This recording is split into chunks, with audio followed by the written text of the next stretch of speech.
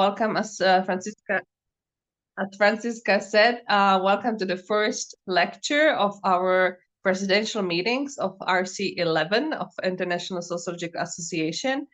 We felt that maybe this would be a good opportunity to get together in between different meetings we have and kind of see what is going on in the field of aging research.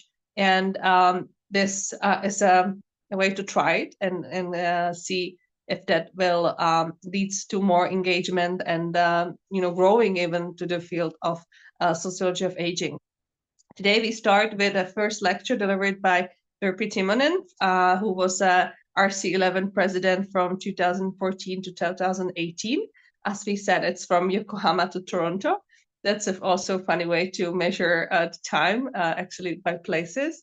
And she will present her talk on her project, our ERC LEGACIES, also together with her colleague Federica Previtali. And the topics are based on the project results that are coming up now. And the title of the talk is What Do We Leave Behind? Studying Generational Legacies in Comparative Perspective. This is what Virpi will be talking about. And I believe we can start with the lecture. Virpi, if you are ready, the floor is yours. Thank you so much, Lucia, and thanks for everybody who has made the time to participate in this, I believe, inaugural session, which is a great honor. Let me just make sure that my slides are up and running, hopefully, in the slideshow mode in a second. It's coming up. Yeah. Not ready there. Also, on a technical note, let me just add that we are recording this session for possibility to use. You are more than welcome to have your questions asked with your microphone on or use the chat feature in the Zoom. And then we will just read your questions. And welcome to everybody also who joined a bit later on. Okay. I can see Virpi moving your pointer, but not really on slides. So I think if you go to the first slide, if you go manually to the first one, but because I think it's in the last one. If you press the first slide, and then you share it like in full screen. Okay, is that better? There it is. Perfect. Okay, excellent. Good. Very good. So thank you for this opportunity for myself and Federica to present on the topic of what do we leave behind, human material and environmental legacies in the 21st century is the title of the project. And my parts, which will run to no more than half an hour, I promise, or else Franziska will have to stop me, please, somehow signal if I'm going on a bit too long, has very simple structure. Which is that I will start with a short description of a journey. Then I will outline my current and ongoing adventure. And I will conclude with the morale of the story. So there's a kind of a take-home message at the end, if you can persist with me. But to begin with the journey, it is indeed wonderful. I see Sarah Arbour is here because she was there as an important point in the journey, as were several other members of RC11. So it has been an important academic home for me. And in this journey, one of the important junctures really related to my orientation from looking at long-term care systems, which are still featuring my research and have always been sort of threaded through it in some way or another. But I think it was about 15 years ago. When enough time has passed, I think, years become very approximate. So let's say about 15 years ago, that's Sarah kindly invited me to co-edit the volume there on the left. And then when she actually retired, more or less properly, congratulations, Sarah, for taking that step.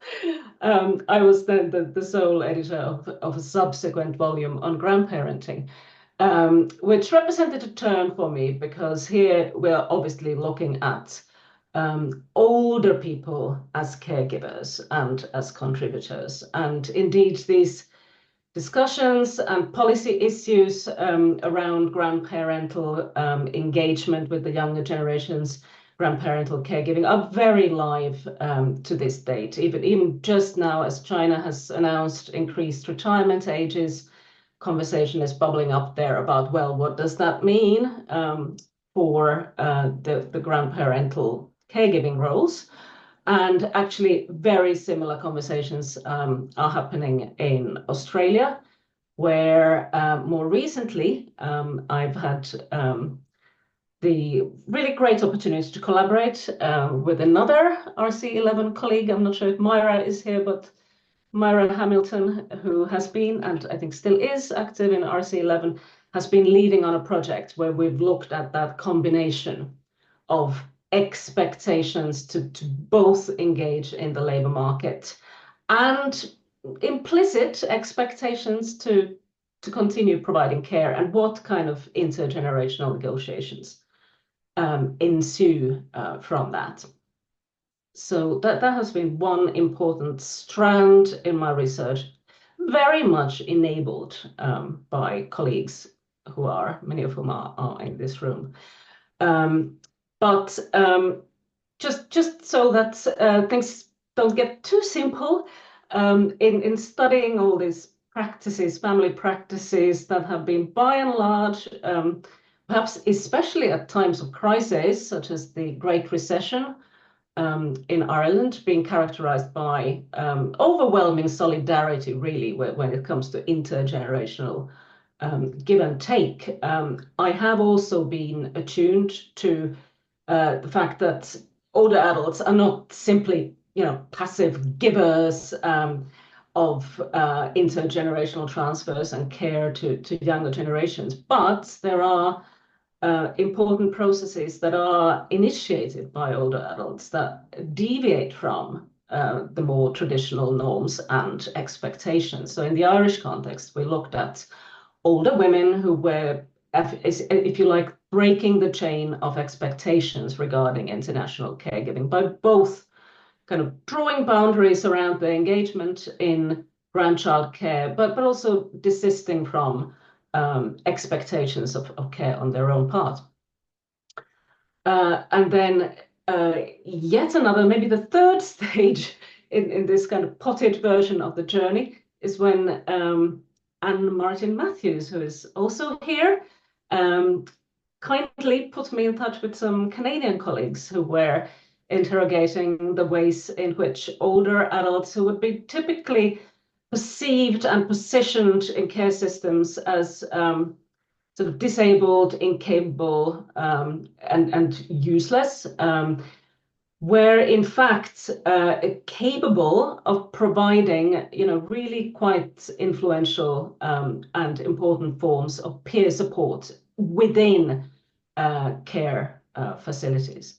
So this work was led by Christine Teurer, and there is, wonderful, even if I say so myself, led by Christine with this team, really wonderful collection of work, articles on what we at one point termed the need for a social revolution in residential care, the acceptance and recognition of older adults in care settings as, major givers and contributors, not just, to their own care, but the care of others.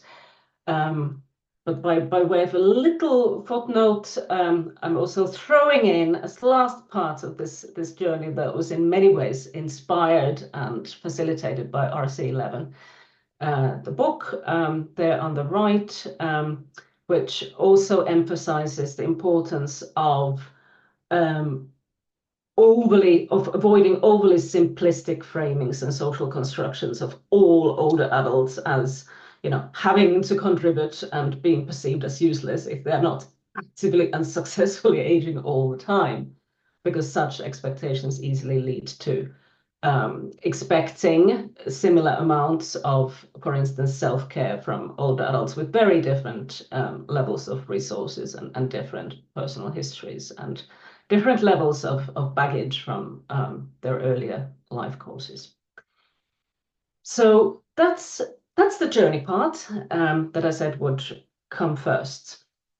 And it really was absolutely foundational to what happened next and what is happening next, which is where we kind of begin to enter the adventure. So one of the things, kind of higher level conclusions that I drew from all of this work is that diverse, dynamic, agentic, and strategic are words that we typically don't, but should associate with aging populations. If you just saw those words on a PowerPoint slide or a poster somewhere, you would think, okay, this is some sort of young corporate types striving forward and changing the world. But as I've sought to point out, there are very many ways in which older adults are engaged in these processes of changing the world and shaping the world in these diverse, dynamic, agentic, and strategic ways and roles.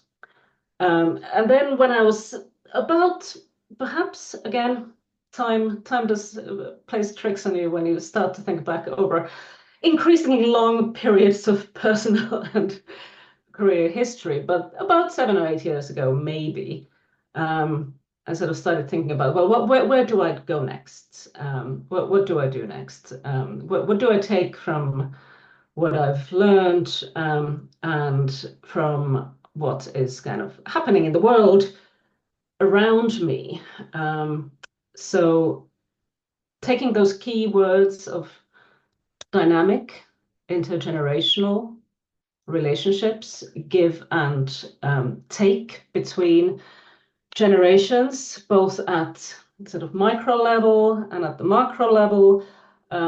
I think few of us have been really able to escape the kind of debates and social movements that have been featuring around environmental issues, and there we come across a lot of tropes that are revolving around this notion of maybe older generations, the people in power, middle-aged generation, having screwed up and being in the process of handing over this kind of spoiled gift of environmental damage. I think most of us would recognize that we are indeed at an inflection point, which is arguably highly unique in human history, that we're approaching scenarios where it's not just cumulative change, but it's kind of potentially change that is going to be irreversible in ways that are highly detrimental when it comes to younger and future generations. But we are also witnessing very substantial conveyances of material legacies by, let's just call them, in some contexts of the world, baby boomer generations. Of course, that's quite geographically and culturally specific. But just to give one example, so by 2040, the baby boomers in the US will have handed over 70 trillion worth of assets and possessions and inheritances, essentially, to the younger generation, 70 trillion. And just one of the calculations of the environmental impacts of these kind of, if we for the time being frame them as negative generational legacies, pertains to the estimated loss of real estate values when it comes to the rising sea levels in parts of the world that have a lot of real estate. So that's estimated at least 25 trillion. So even for the very kind of hard-nosed people who only care about amounts of money and this kind of economic transactions, there is clearly quite a lot going on here that implicates the material possessions of humanity and then environmental aspects of human economic activity, and that is, very much generational processes is what we're talking about here.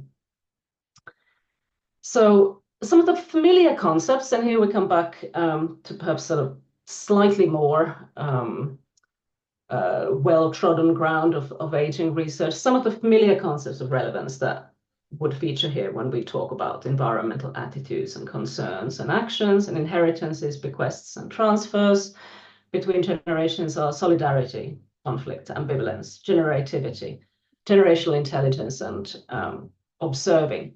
And obviously, I'm not going to delve into any of those. I'm just flagging them again as sort of ingredients in this adventure that I'm setting out on, ideas that one is drawing on. But nonetheless, when I started mulling around with this concept of legacies, I realized that currently it's very much conceptualized as a one-way street. So as inheritance conveyed by one generation at one point in time and posthumously. So we have some research that sort of tries to measure the amount of money passing from one generation to another by way of inheritances. But there's various issues there, and it doesn't actually answer the questions that we are most interested in. There are also there's a host of newer concepts, newer for me certainly, that very quickly I became aware these are highly important when orienting to this concept of legacies.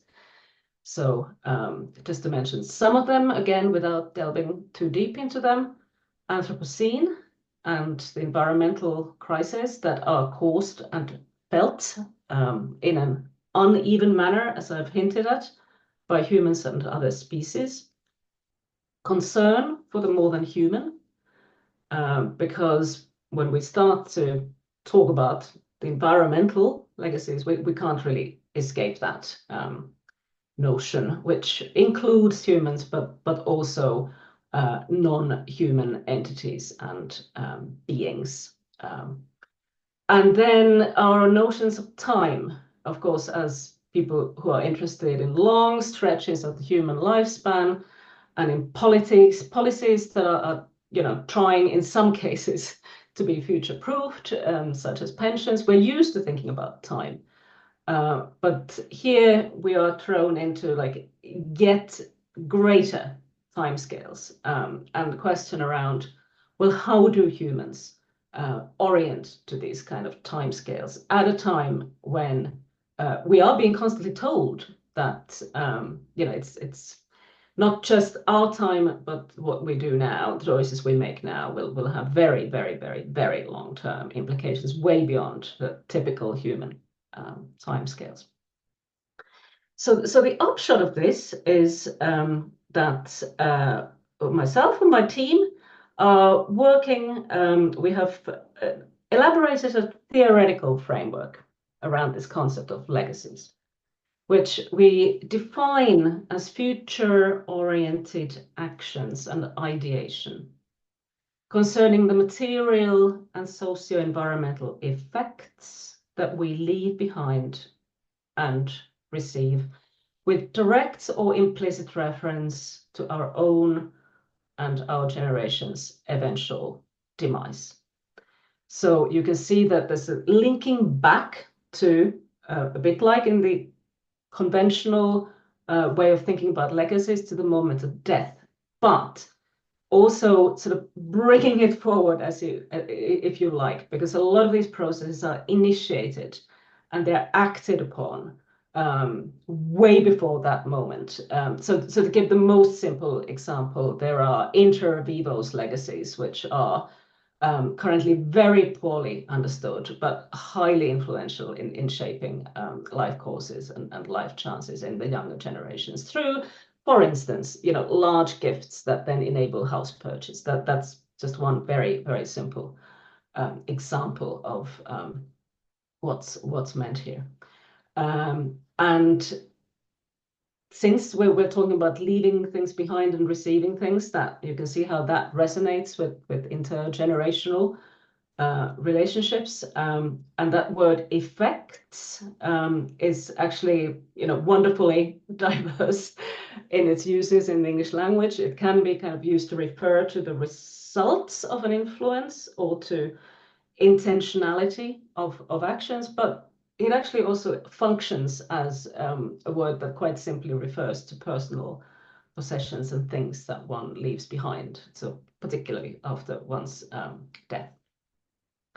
So this is what we are orienting to, and thank you, Lucia, for your very kind introduction. But this is certainly not results. This is work in progress. We started the project in January this year, so early days. Hence my choice of the word adventure to describe how we're going about this.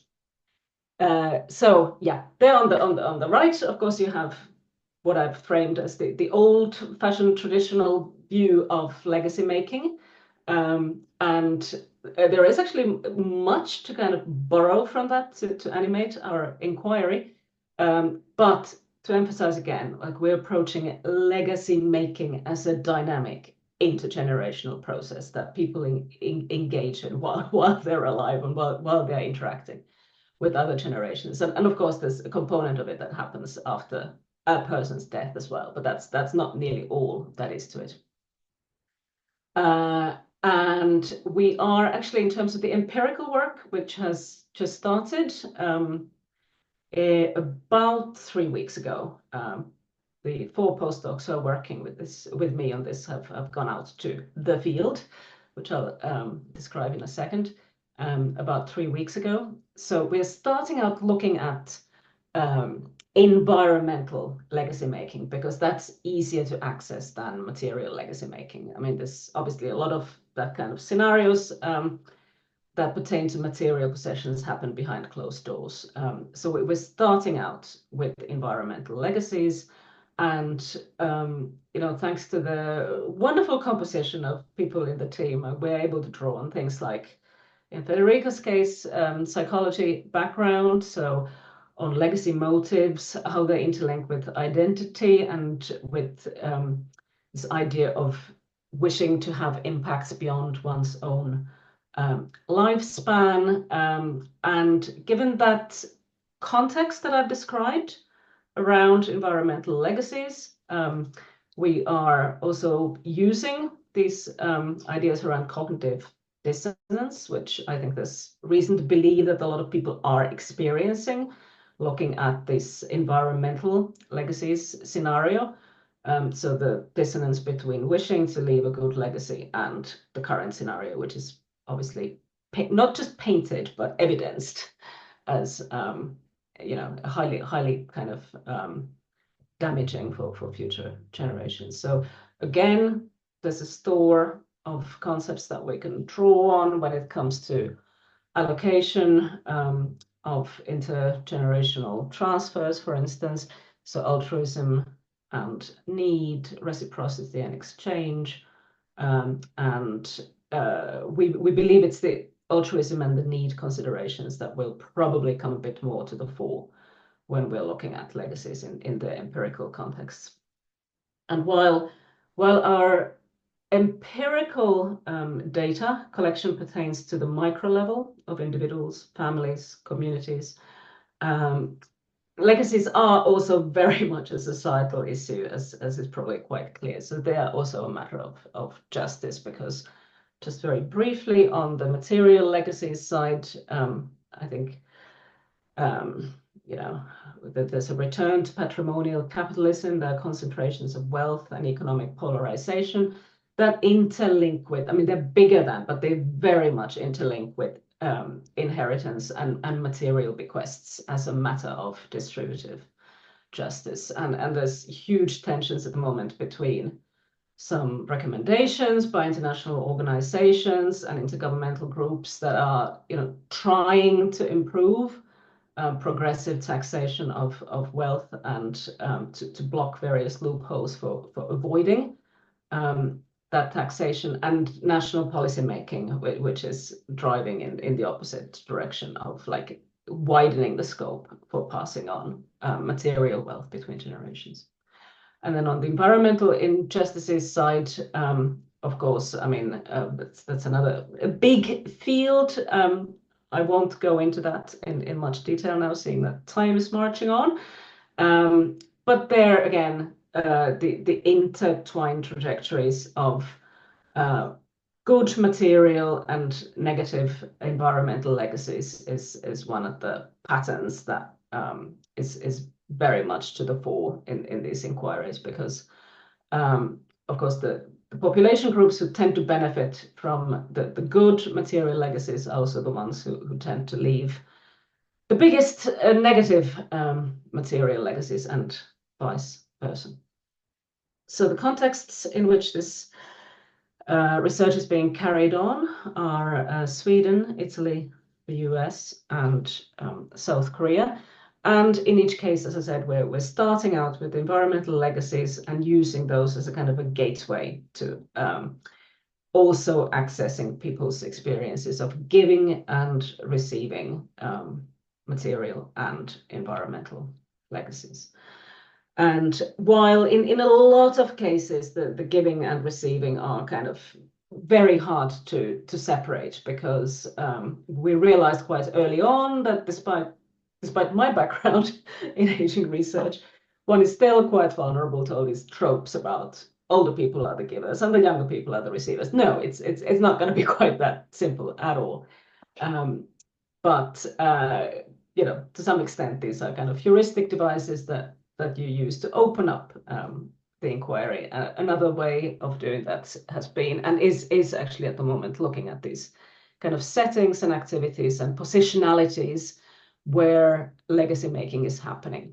And as I said, if you look at the bottom right corner, the purple box, so an example of a positionality is people who are in various ways acting in relation to the environment. So that range is from activism to kind of more low-key local actions to do with, for instance, community gardening and salvaging, cleaning of places, so settings on the left there that are perhaps somehow endangered or under threat.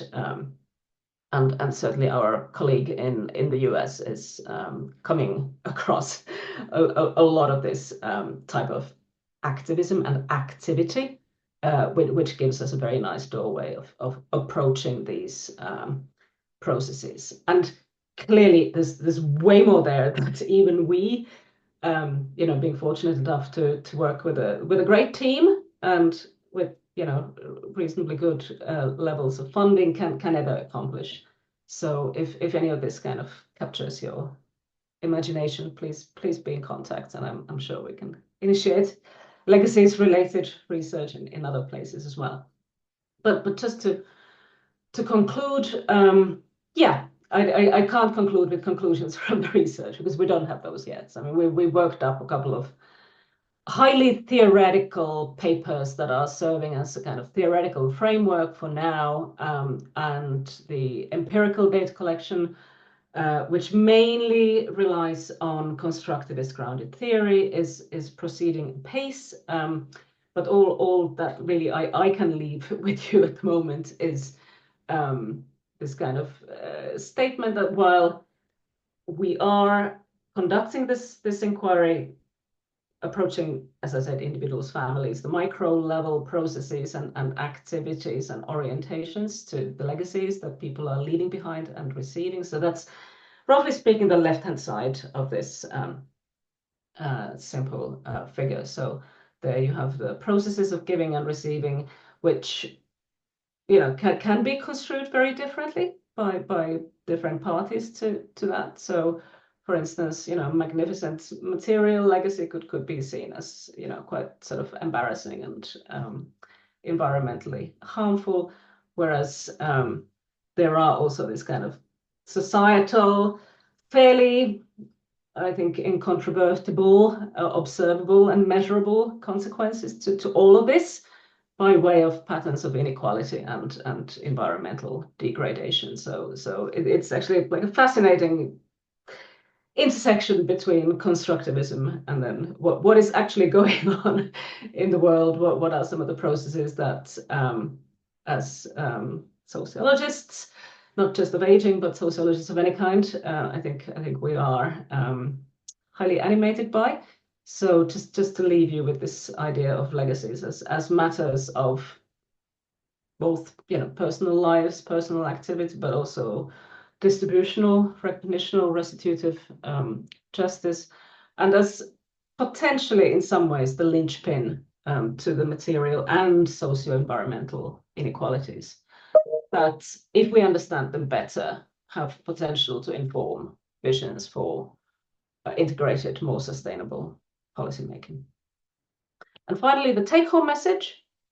Hopefully, it's kind of transpired from my talk that if you begin with research on aging, it's a very multifaceted field of inquiry that is, highly relational in so many different ways, in relation to other generations, in relation to people's younger selves and future selves and the environment.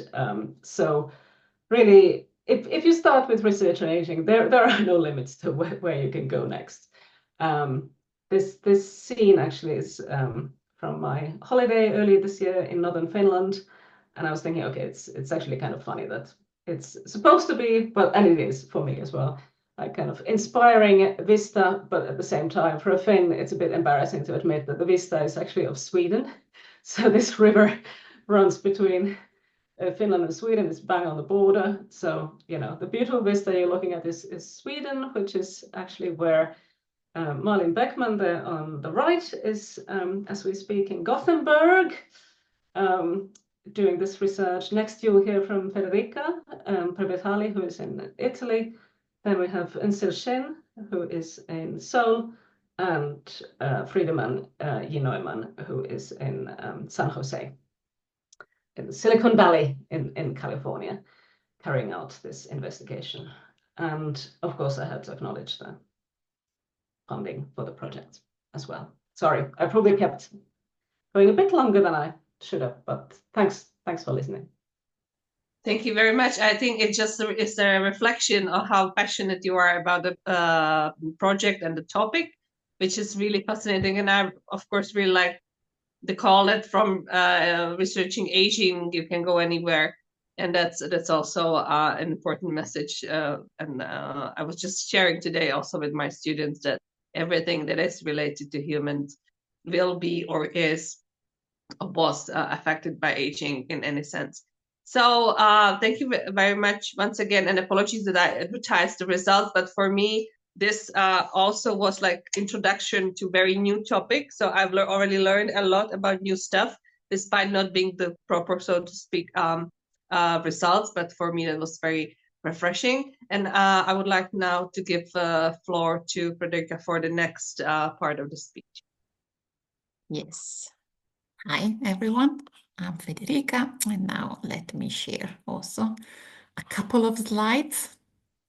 So I think it's just what we said. So maybe I give you, I don't know who is interested, but well, you came to listen to Virpi's lecture, but now you get also my little talk. And yes, as Virpi said, I'm one of the postdoc in the Legacies ERC project. And maybe from my point of view, and I don't know if in the audience there are some early stage researchers, is this like shorter experience in aging research and how it is indeed multidisciplinary and interdisciplinary and fascinating, but sometimes also difficult to know where you are in the academic field. But yeah, well, as Virpi said, I have a background in psychology. Actually, I did my master in Italy, and currently I'm in Italy, so I'm Italian, and I did my thesis on aging workers, and I did work in organizational and social psychology in Italy, so more on this like work-health balance and the demands and resources in the workplace related to aging workers.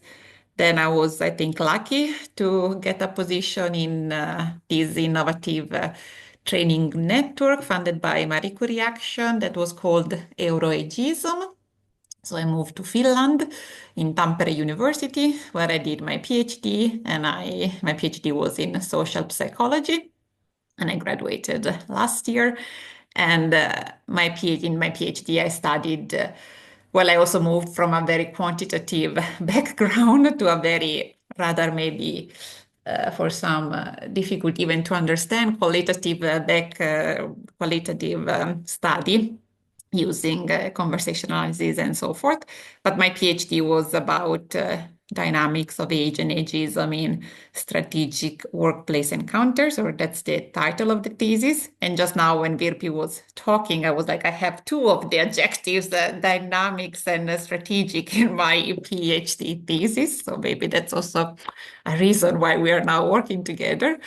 But after that, then, now I'm currently a postdoc and I moved again to a new field, which is social policy, because currently our project is in social policy in Helsinki University.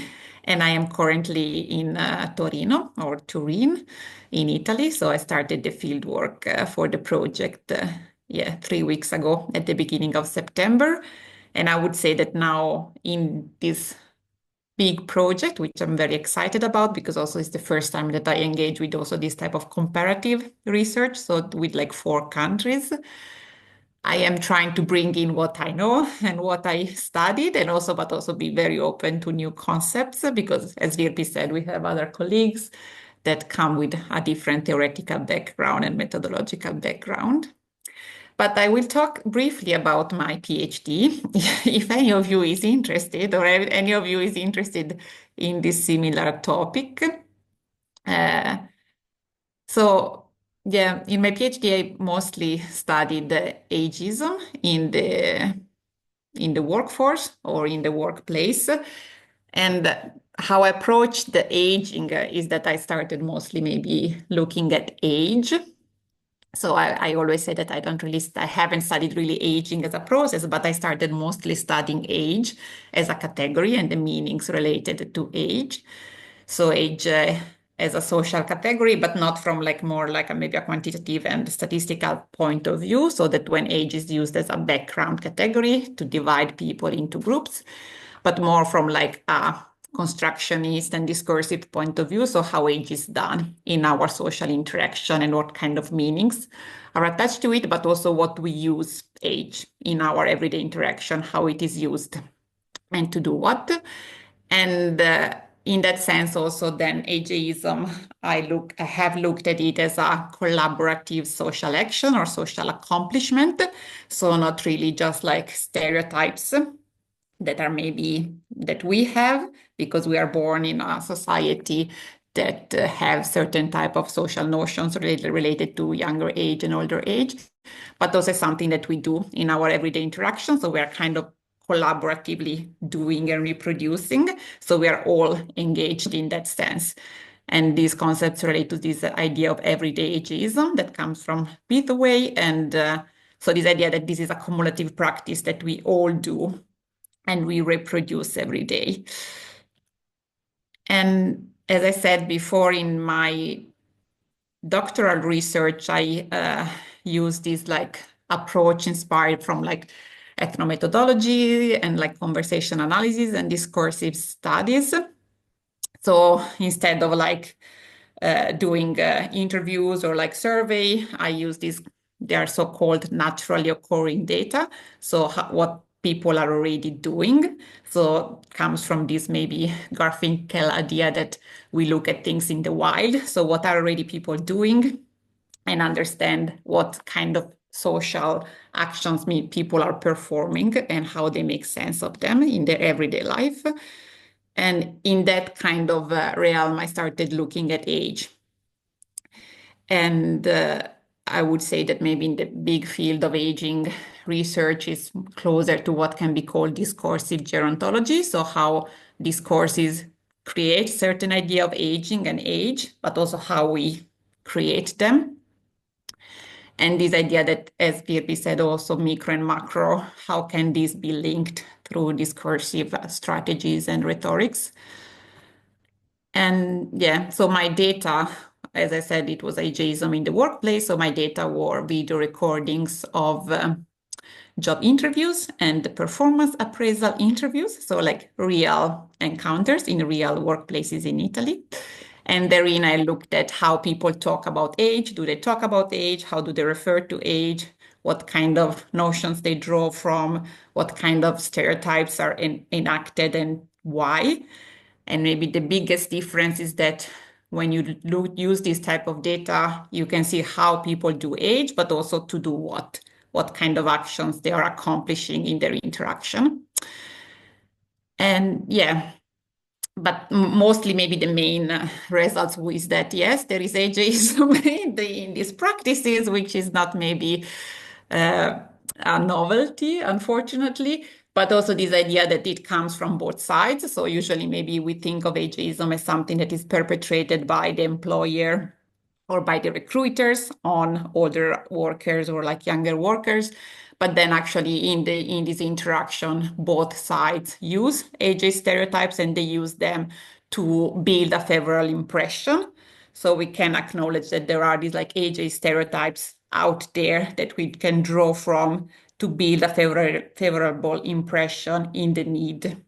Because, for example, older age is very silenced, you should not talk about it, but you can draw from a young age to kind of persuade that you're a certain type of an ideal employee that the organization look at or look for. But yeah, so now I'm moving into a new field. So I'm moving into the Legacies project. And as I said, yeah, it's like a very interdisciplinary field. And I'm very happy to be there. And like, it's also maybe a constant challenge to start something new and learn also, which is a very nice thing that you can learn something new. And yeah, and there is a bit of this imposter syndrome you have to deal with every time you move in a new field. But these are some pictures from my fieldwork now in Turin. I don't know if you recognize, this is one of the main square of Turin.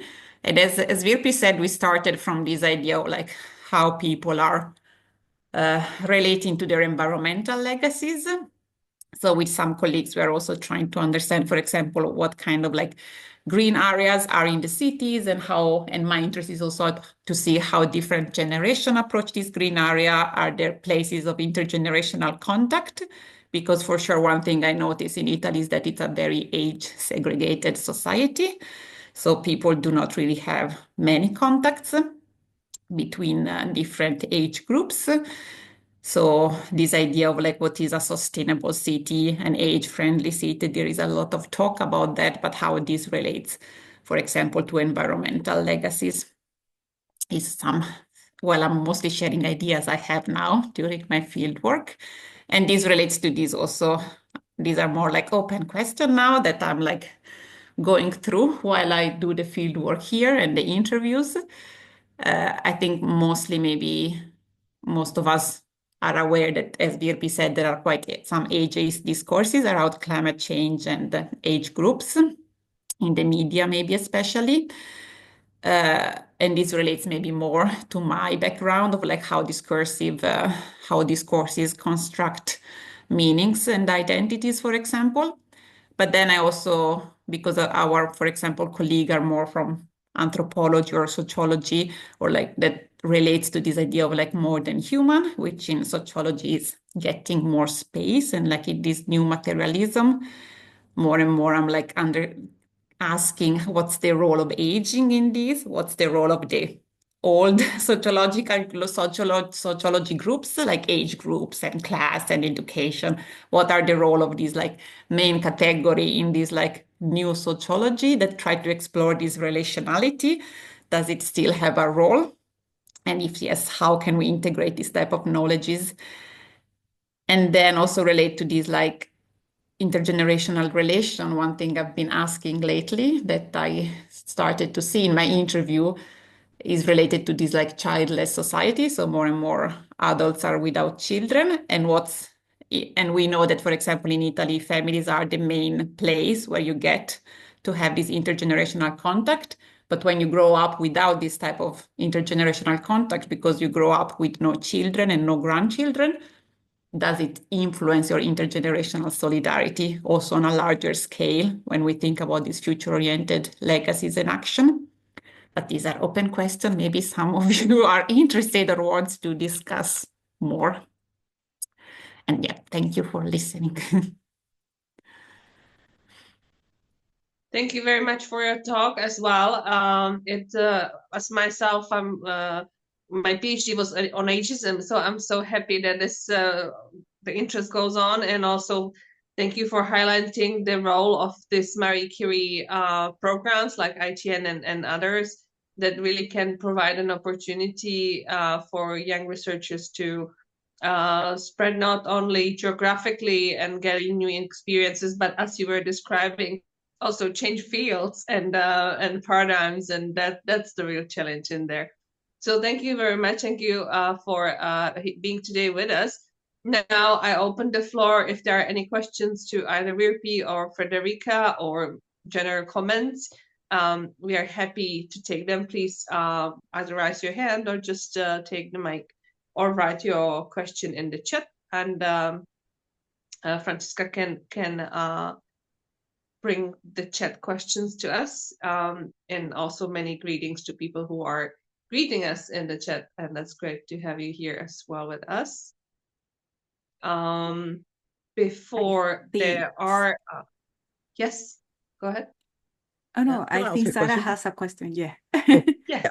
If that's Hello, okay. Sarah. I mean, firstly, it's just great to see Virpi and to see Anne, although I can't see her because she's got a different screen, and Sandra and various other people I knew 10 plus years ago when I was involved in the ICA, and it's really great.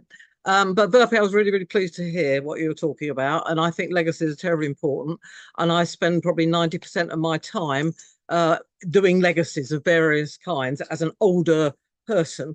What I wanted to just kind of add to the mix, really, you talked about very much environmental legacies and material legacies, very important. But I think one could add another kind of aspect to that, and that is cultural legacies. And that cultural legacies link in with material and environmental. So thinking about kind of grandchild care, which I do quite a lot of, some of that grandchild care is actually about cultural things.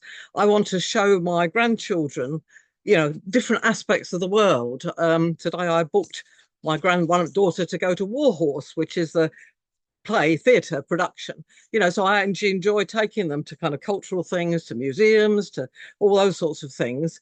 And when I give money to my children, which I do, my whatever it is, Vivos transfers, I say spend it on holidays. You don't need it, but do good things with your families. You've got children. So my older daughter took her 2 children and her husband to Iceland last year for a week. And, it was just fantastic. And the others, do things like that. So I think one of the things we're doing is when we're caring for grandchildren and when we're doing these transfers, we may be not just kind of, money, do what you want with it, or, I'm caring for you, but actually doing kind of trying to give our children, our grandchildren, cultural things as well. So I think that's a kind of another aspect. I could talk about others, and in terms of the environment, I hope I set an example in terms of recycling and, not spending money when you don't need to and buying things and so on and so forth. And I remember my father, when he was in his kind of latter years and his dotage, he always talked about SAGE, SAGE. We have to set a good example. So I think that's what a lot of grandparents actually do. They're trying to, in various ways, set a good example, whatever that may mean, to their grandchildren and children and so on. I could ask lots of other things, but I'm sure lots of other people have got comments and questions. So thank you very much. Yeah. Thank you, Sarah. And I'm also, as I'm on this small screen, I don't see everybody, so please do step in. Virpi, please, your feedback. Oh, sure. So yes, absolutely. I mean, it's always in research. It's a bit tragic. You have to cut the cake in various ways that are kind of digestible chunks, and in particular when you are kind of selling a research proposal. Even though I think it's probably fair to say that I've painted quite an expansive field of research. But it could be even more expansive. But there's various reasons why it's, for now, it's kind of cuts the way it is. Not in the least because an earlier version of the proposal did actually go a bit more into those cultural aspects, and then that became a bit open to critique, that it was veering too much into the cultural sphere. Which, to be fair, like there's a lot of people working on that as well, and it just wouldn't be my most familiar ground. But in reality, of course, you can't separate these things, and there's a lot of choices you have to make in the course of even with kind of fairly open-ended inductive theory building type of research like this. You still have to make a lot of choices, and for instance, trying to develop a research instrument that you can somehow meaningfully, without rushing, cover in approximately 90 minutes. It's a challenge, but we do have this kind of wrapping up questions at the end. So we ask about how people are seeing themselves as givers and receivers of environmental and material legacies. And then at the end, we have this kind of sweep up question of, are there any other legacies that would be personally important for you? And there's very many reasons why we included that.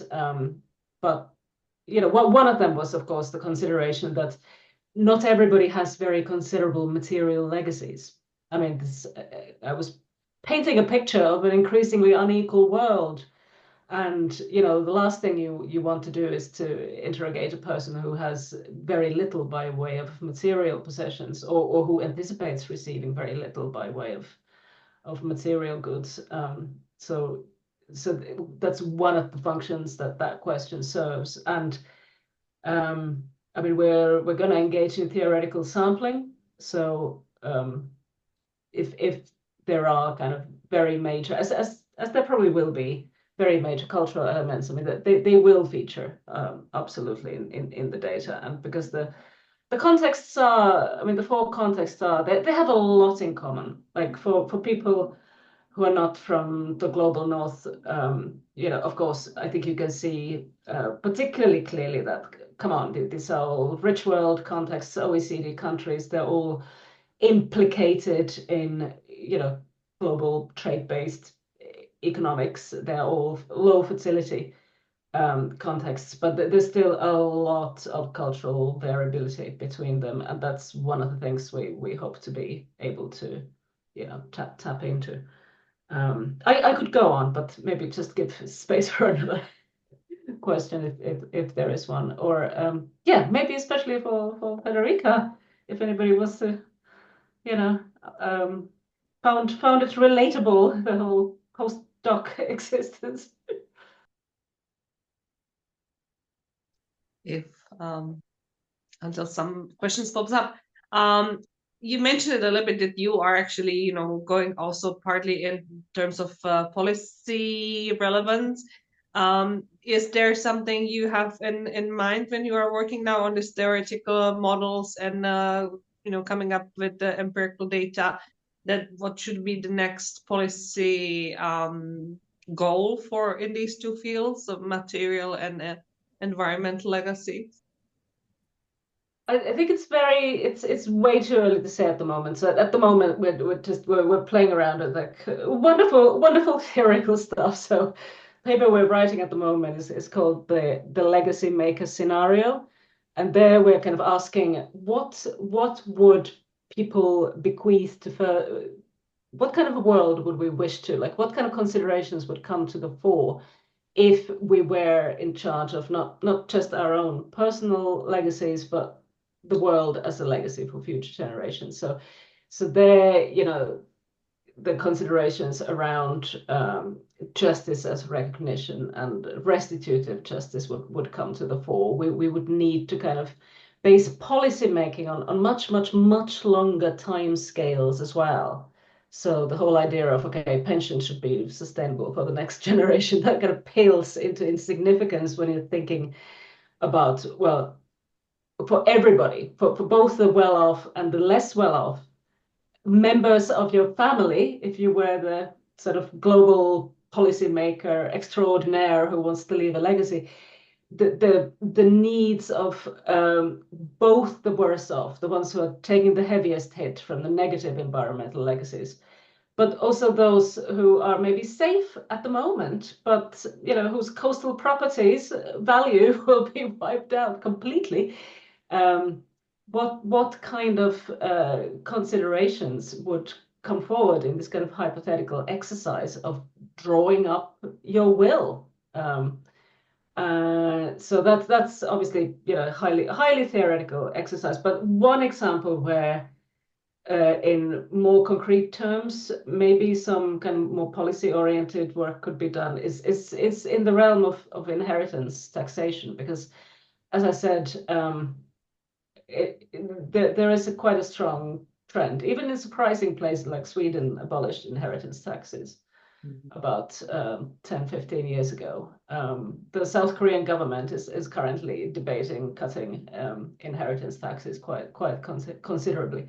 And we know that there's a lot of informal practices of, essentially, depending a bit on the legal framework, that amount to avoidance of inheritance taxation. And I'm certainly not saying that in any kind of sort of moralizing sense, but this kind of micro level processes, of course they feed into the bigger picture of inequality. And I mean, progressive taxation of inheritance just pretty much has to be one of the underpinnings of distributive justice, especially given that, as I said, like very vast amounts, 70 trillion in the case of the US baby boomer generation in the next less than 20 years being handed over. These are not insignificant amounts of money, and how you decide to tax and how you organize taxation is not a trivial matter, to put it mildly. And hopefully there is something about understanding these micro level processes a bit better that can also inform those kind of huge policy debates. Thank you very much. Is there any other question or remark in the audience? Hello, it's Malika Naidu here. Hello. It was interesting that you talked about the global north, and it just occurred to me that our worlds are so different. But I have a parks and leisure recreation background, and I really appreciate this platform to be part of it and to listen in on the seminars. Thank you very much for organizing, Francesca. And I appreciate the opportunity. So I hear what you're saying. I don't think we're even at the stage, at the level to engage in a conversation as you're doing at this point. But from my perspective, I design intergenerational parks, and I focused on exactly what you've been talking about: intercollaboration, interdisciplinary initiatives. And as a park and leisure specialist, I bring together all the other professionals from urban design, architecture, landscaping, psychologists, occupational therapists.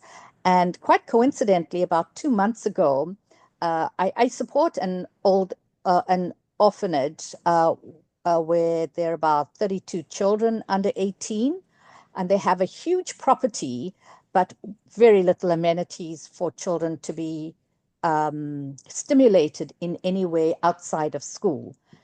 And the board decided at short notice to move the older residents from a property which was about 5 kilometers away to the property of the children's home, because it was becoming quite unsafe in the original residence.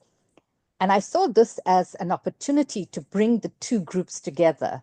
The orphans, who really do not have those grandparents to pass on the legacies, as you talk about it, and the older adult who are facing mostly, social isolation, loneliness, depression, and there are not enough young people that actually visit them anymore. So the proposal I put to them was to design an intergenerational park which would consolidate all these emotional, social inequities, and create an environment, again, an environment for social interaction and improving the quality of life of both generations, because both have a lot to give and a lot to receive. And the other aspect that also just came up by observing the property, the physical property, was it's a huge property with about 100 to 100 meters by 100 meters, and it had not a single tree on it. So it was a barren field with 2 soccer goalposts, and I'm thinking, why is this such a wasted space? And this is our Arbor Month. It's spring in South Africa, so it's our Arbor Month, and there's a huge drive to plant trees. So I've tied in the environmental impact of planting trees within this property to increase shade, reduce temperatures, and of course to reduce flooding, which happens every year because the property is absolutely flat. So I thought I'd share that with you, because this is not my expertise on aging, but it comes up all the time in the work that I do, because the older Thank you very adult. much. Yes.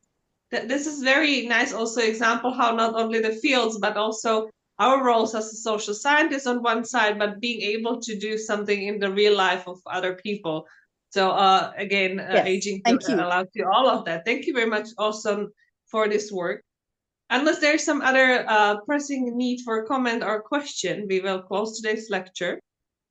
And we will reconvene for the second presentation on October 22nd at the same time frame. That would be 5 p.m. and the Central European time.